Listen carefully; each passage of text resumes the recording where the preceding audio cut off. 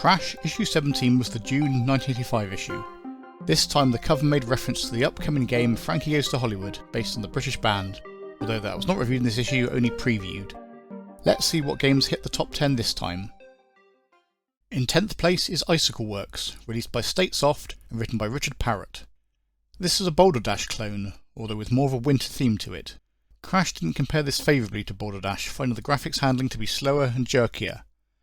The lack of sound was criticised, but some reviewers found it to be playable and addictive. They gave the game an overall score of 76%. It's an OK Boulder Dash variant, not quite as polished as Boulder Dash itself from issue 12. It's similar in the challenge of getting the items, the key challenge with this game being the short time limit given. Frustrating for that reason, and there are much better Boulder Dash variants available, but not a bad game for a few goes. In 9th place is Nonakrachius from Mastertronic, written by Stephen Curtis and Mark Jacobs. Nonakrachius is a 2D maze-based alien blaster game. You play a robot that has to infiltrate a base on a planet to destroy an evil alien computer. Crash were very complimentary about this game, praising its great graphics and vast size. They enjoyed the adventure elements to the game as well, which made it more enjoyable than just a shoot 'em up, and liked the detail of the walls on each screen. Their only real criticism was that there wasn't much action, which they felt made the game less addictive than it could be. They gave this a score of 77%. This is a very smooth and nice to play 2D alien blasting game. It reminds me somewhat of Project Future from issue 14, although I prefer this game. The animation and sound is excellent, and there are problem-solving aspects to the game as well as just the blasting of aliens. To me, this feels slightly underrated. As a budget title, I'd have been very impressed back in the day. It's a very good example of this genre of game, and one that I'll undoubtedly be returning to. This month we have 3 games in 6th place. The first is Give My Regards to Broad Street, published by Mind Games and written by Concept Software. In this game you play the role of Paul McCartney and have to drive around London searching for 7 band members, take them back to Abbey Road Studios in order to record and remix a new song. Crash described this as an attractive looking and complex game, and were impressed with the number of London locations that have been fitted into the game. They thought that it vaguely resembled Ghostbusters in some ways, although they found it more playable than that game. They found it fast and smooth, and to be a novel and well-designed game, and gave it a final score of 81%. It feels like it's got the makings of a good game, but I'm not sure where the game is. I liked the overall presentation and feel. The driving around London was smooth, but there's just too much driving around, and not enough real excitement or action to make this game compelling enough to want to play again. Also in 6th place is Chucky Egg 2, written and published by A&F Software. This is a follow-up to Chucky Egg reviewed in issue 2, starring Henhouse Harry. However, this game is more exploration-based, with Harry visiting the chocolate factory to make chocolate eggs and fill them with toys. Crash described Chucky Egg 2 as a very jolly arcade adventure with cheerful graphics and an amusing theme. The reviewers liked the save game option to enable you to skip over earlier screens once you'd completed them. 2 reviewers described it as a worthy successor to the original Chucky Egg, and they summarised the game as a must for the complete gamer. Interestingly, they rated this higher than the original Chucky Egg, giving it 81%. The thing that really lets this game down is its name.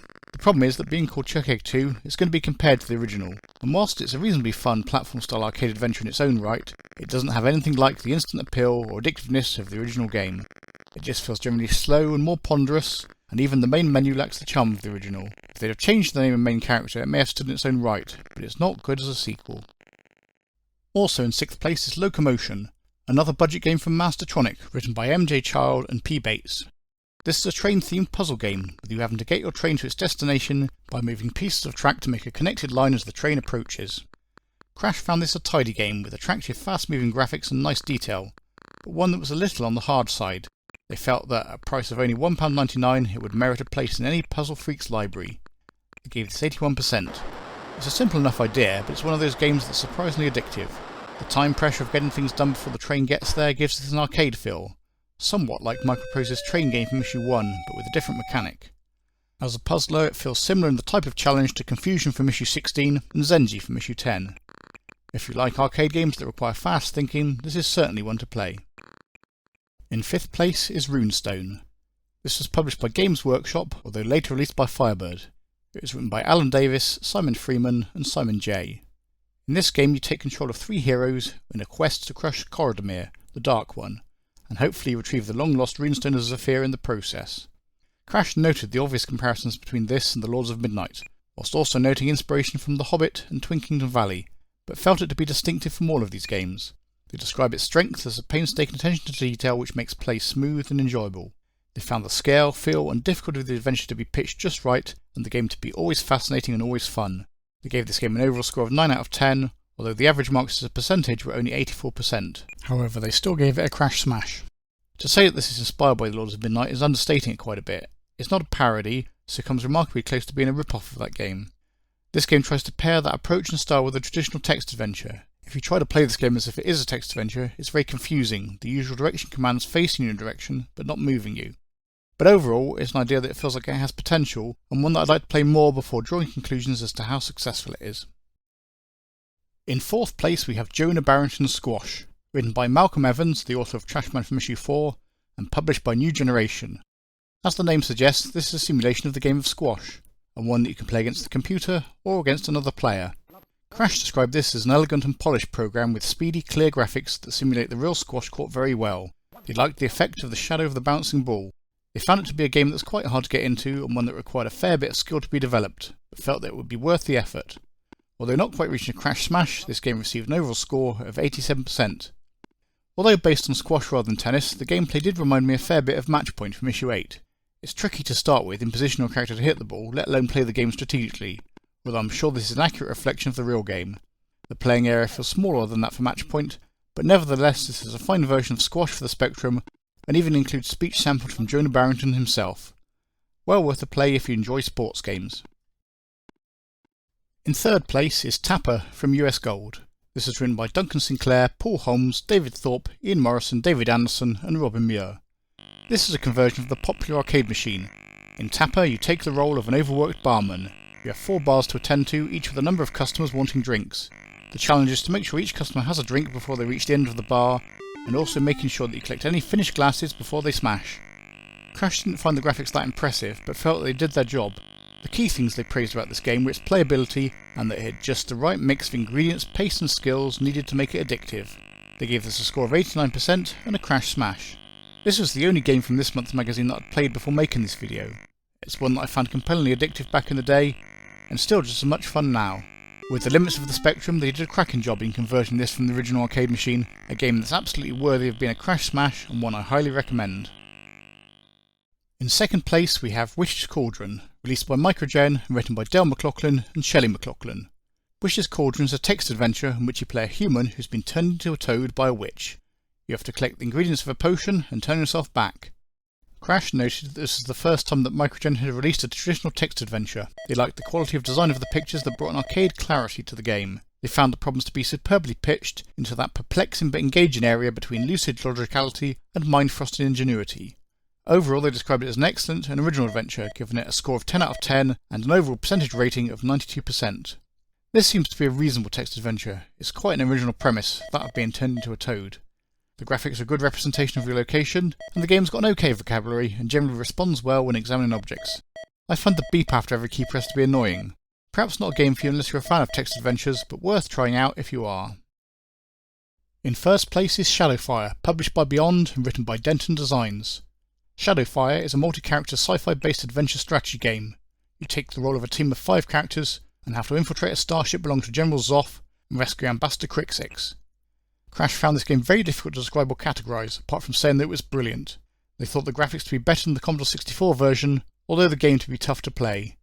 They liked the detail in the accompanying booklet, and although feeling that it would take time to get used to the icons, felt that these, along with the game design, characterisation, skills required and extraordinary graphics, all add up to it being state of the art without doubt. They gave this game the overall score of 96%, and of course a crash smash. Another totally original idea, and a totally original game mechanic.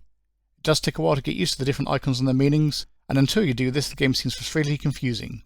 Reading the manual is highly essential. A slow-paced game, but one that seems to have a lot of depth to it, and it's certainly a refreshing change to see something totally different from the usual. There are a couple of special mentions this month. The first is Arnum, published by CCS and written by Robert Smith. This is a war-based strategy game set in World War II. Crash were impressed by the packaging in which the game came, and the variety of scenarios that you can play, each of which vary in the overall length of the game. They felt that a lot of thought had gone into programming the computer intelligence, and found the map graphics to be remarkably clear and effective. Although, as a strategy game they didn't give this a percentage score, they described it as the best World War II game this year, and gave it a crash smash. This is certainly a colourful game, although I find it takes a bit of getting used to the control mechanism of issuing orders to all your units, which then attempt to follow them at the end of the go. The different missions offered give variety to the game, so this is one you should take a look at if you enjoy war-based strategy games. My final special mention goes to Minder, published by DKtronics and written by Don Priestley and Ed Hickman. Minder is based on the British TV series of the same name which ran in the 1980s. You play Arthur daily and have to make a profit by buying and selling merchandise, some of which is of dubious quality. Crash felt that this was an amusing and challenging trading simulation game, although doubted that it would rank as anything special without the tie-in to the TV series. They found some aspects of the game, such as trying to find the various characters, to be time-consuming and annoying.